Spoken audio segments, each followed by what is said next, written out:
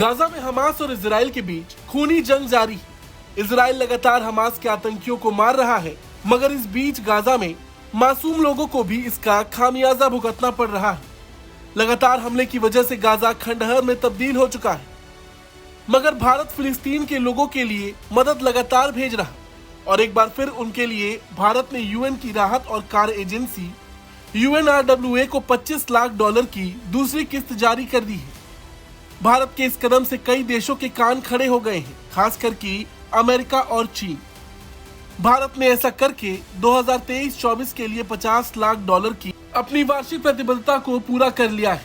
भारत ने इससे पहले नवंबर में भी पहली किस्त जारी की थी। देखा जाए तो भारत हमेशा से फिलिस्तीन की मदद करते आया है। भारत की मदद से फिलिस्तीन में कई स्कूल, कॉलेज और कई सरकारी बिल्डिंग्स का निर्माण भी हुआ है। हालांकि भारत ने ये जो मदद भेजी है वो सीधे फिलिस्तीनी प्राधिकरण को नहीं सौंपी। भारत ने ये मदद UNRWA के जरिए की है। अगर आप नहीं जानते हैं तो बता दें, UNRWA साल 1950 से रजिस्टर्ड पैलेस्टीनियन रेफ्यूजीज की मदद कर रहा है। इसकी पूरी फाइनेंसिंग UN के सदस्य देशों के जरिए होती है और भारत ऐसा देश है जो हर साल संयुक्त राष्ट्र की इस एजेंसी को फिलिस्तीन में मानवीय सहायता के लिए मदद भेजता है। अब क्योंकि इजराइल से चल रहे युद्ध की वजह से गाजा की हालत बेहद खराब हो चुकी है। एक तरफ हुती विद्रोहियों ने भी लाल सागर में उत्पात मचाना शुरू कर दिया है। ऐसे में जहां कई देश पाला बदलते भी दिख रहे, भारत लगातार फिलिस्तीन की मदद कर रहा है।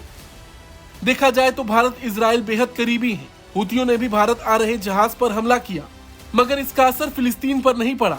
UNRWA जिसे कामकाज करने में काफी दिक्कतों का सामना करना पड़ रहा, उसने भी मुश्किल वक्त में खासकर पिछले महीने भारत के योगदान की सराहना की थी।